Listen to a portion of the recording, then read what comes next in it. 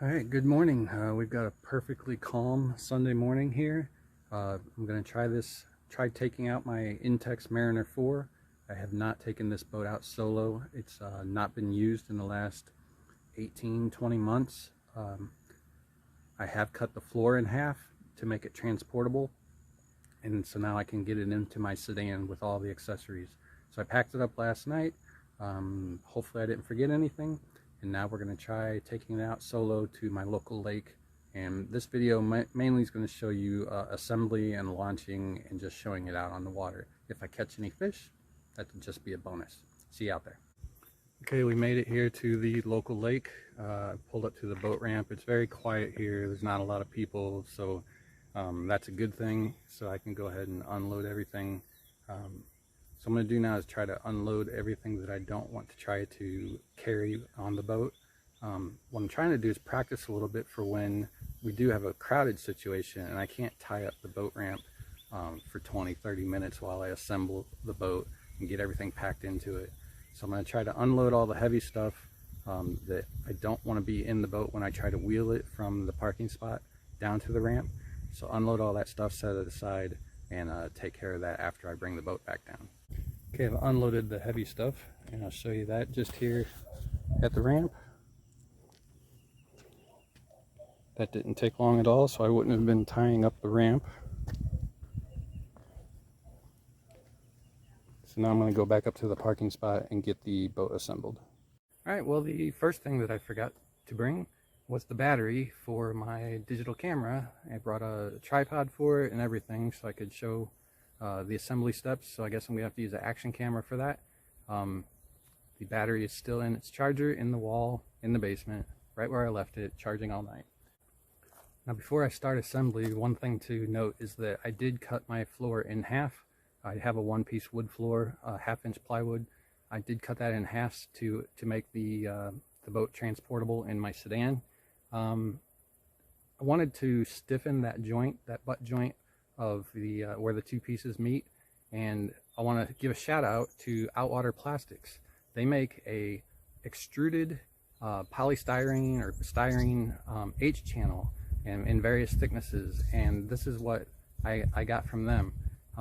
It's an H channel that allows you to insert both halves of the floor into this joint, and it stiffens that joint and just provides a little more rigidity. I want to give a shout out to them because they sell this product on Amazon. You can buy 2 sticks of it, about 46 inches in length, and it's about $15 and another 10 or so to ship that. So you're looking at like $25 investment for something that I really didn't know if it was going to work.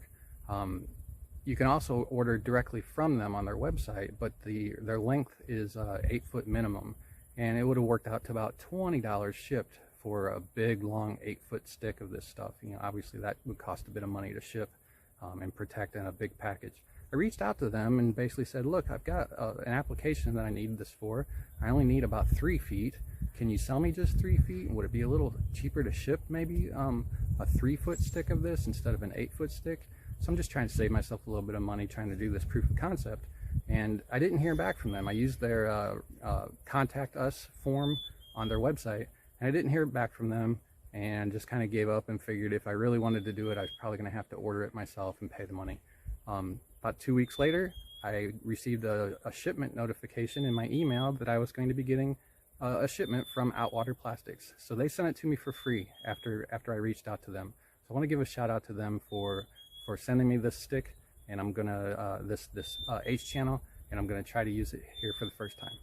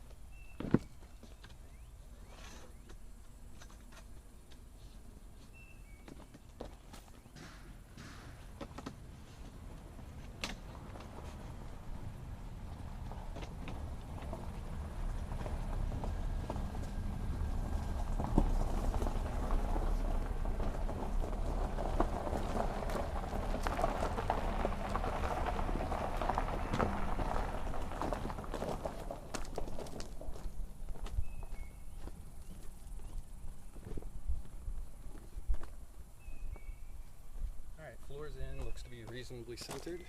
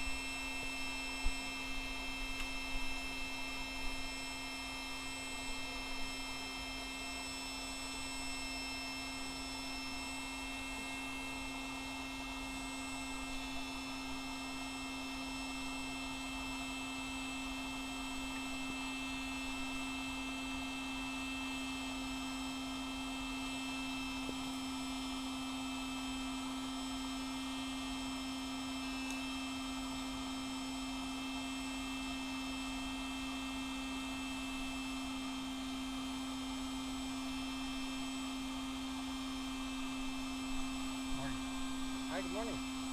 Beautiful morning. Yes, it is.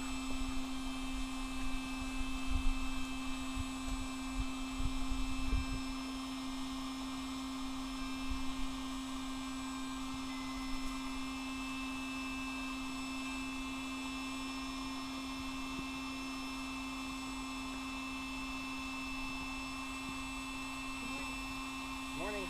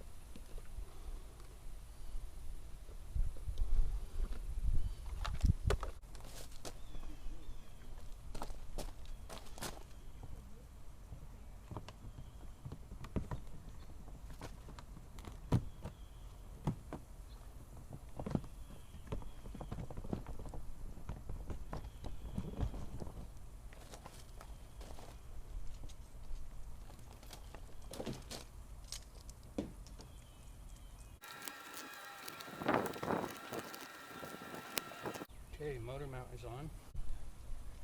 Now install the side rails.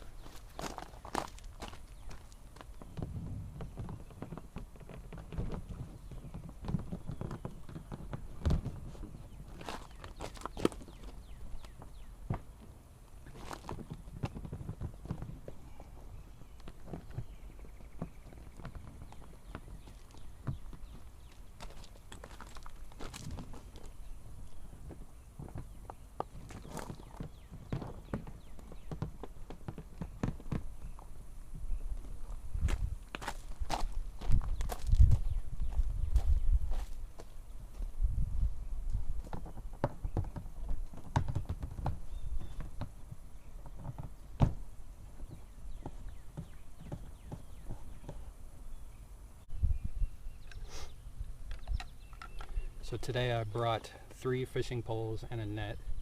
So I'm going to install rod holders, and then this is the net holder which goes on the sliding board which is down at the boat ramp. So I'm just going to throw that in the boat and then install these. I don't really know which way they go until I put them on and try to tighten them. So that is the wrong way. You have 50-50 shot of getting it right. Easy to just pivot it and put it on correctly. So there's one. I should probably mark these so that I know which way is the right way.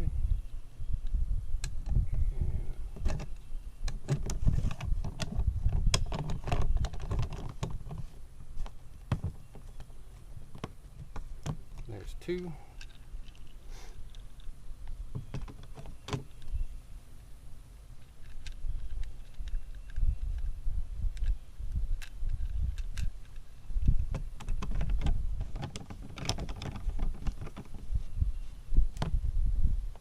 And there's 3. Okay, now we'll try to install the transport wheel on the front. Got that mounted to a second Intex stock motor mount. I have additional motor mounts on my boat because my first boat was defective and I had to destroy it and get a replacement from Intex. And what I did is I harvested all the pieces off of that and glued those on to the new boat. So I have additional mounts. Not everybody will be able to do this.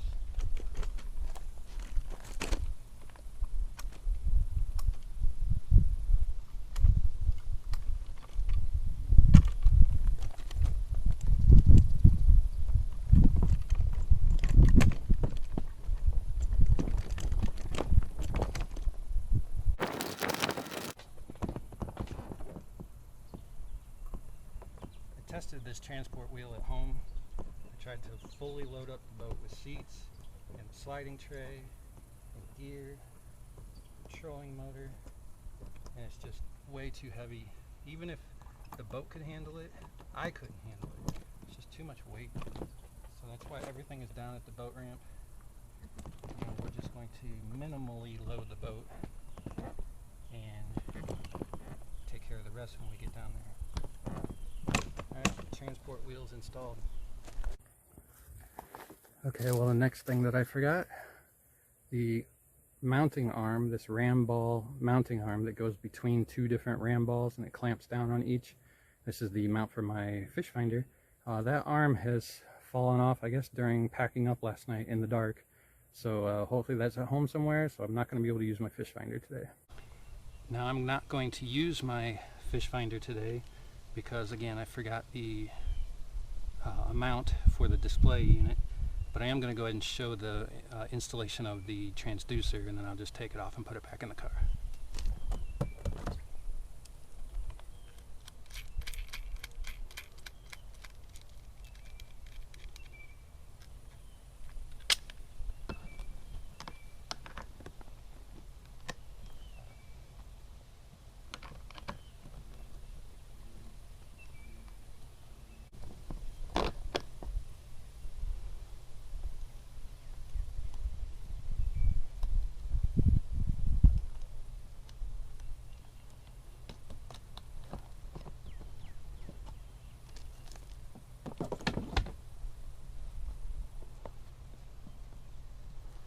Alright, so there it is in the down position. Maybe you can see that.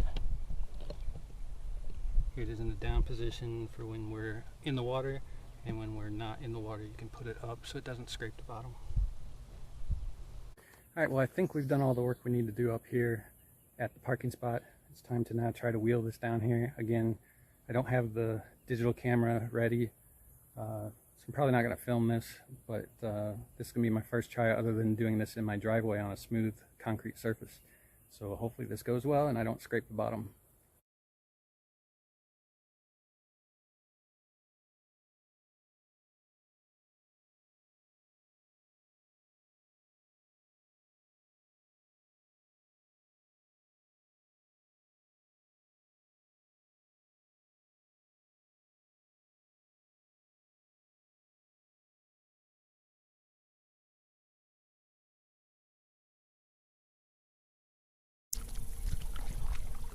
I think we're all packed up, ready for a one-man launch. Put down the trolling motor.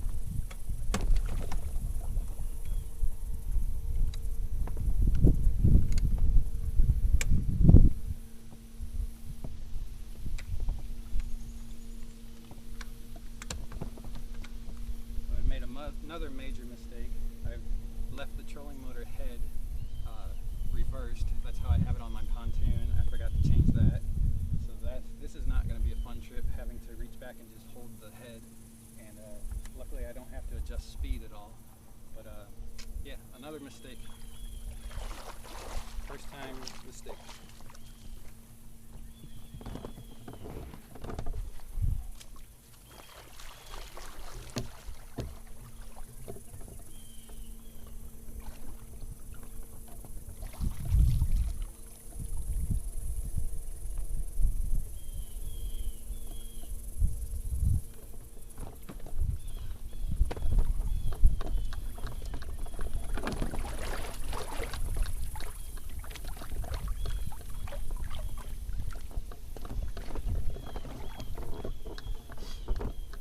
At least she floats.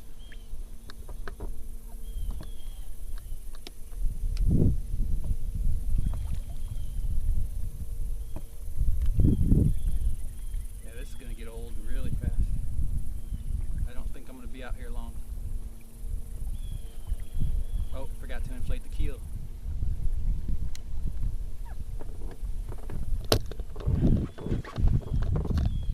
So let's get that done.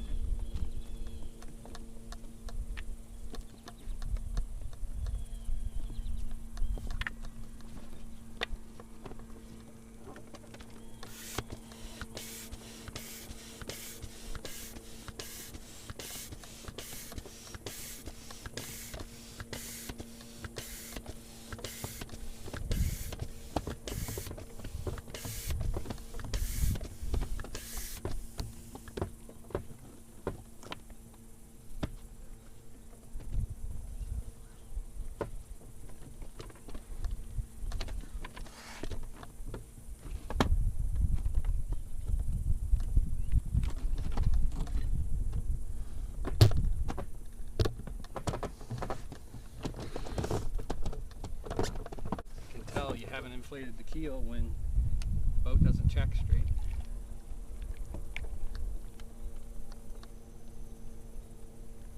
The keel is pretty important for the rigidity of the boat as well, so not something you want to forget. I think I'm going to try to get up next to this dock and get some pass-by shots. If I had a screwdriver in the car, I would go fix the head of this right now. But I don't. Another lesson learned.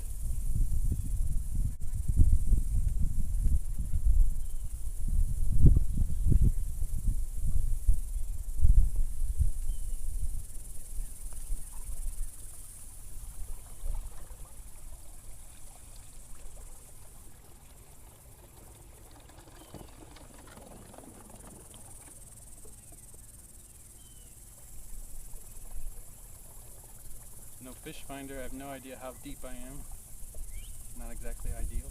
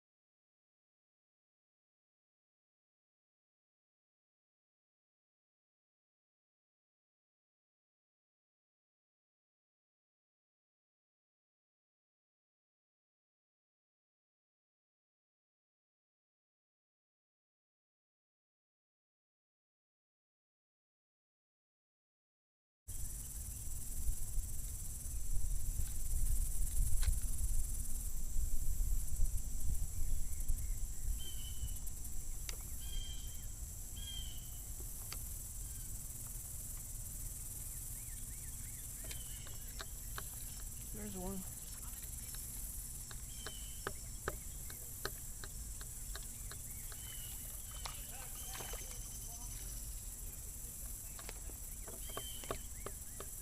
Tiny bass.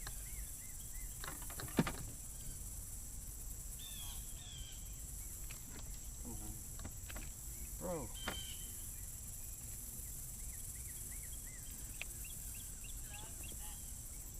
Alright, so we won't be skunked today.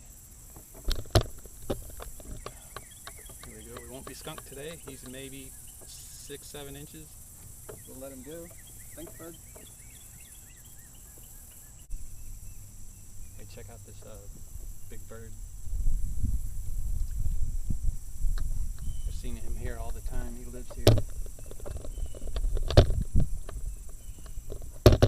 Hopefully I'm pointing at him. Oh, you got to see him take off. There he goes.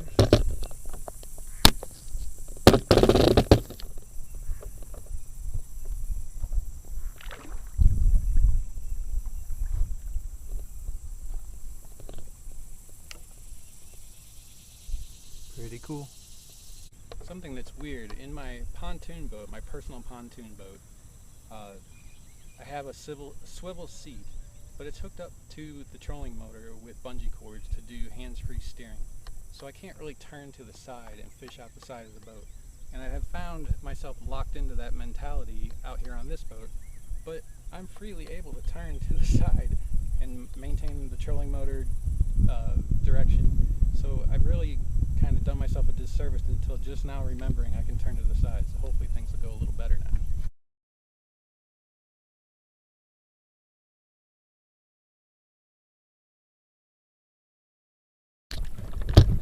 Alright, we're trolling and got hooked into something.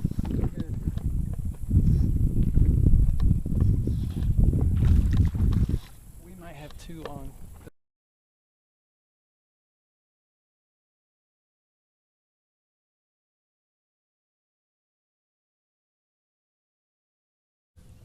Okay, we've had a little bit of luck with trolling. The wind is really pushing out from the west to the east, what we're going to do is we're going to reconfigure things a little bit so I can fish off of this side of the boat, and we're going to just drift with the wind and try to fish some shadows over here. So I'm going to put the camera on this side of the boat, fish out of this side of the boat, let the wind just kind of drift me, and see what I can catch in some shadowy areas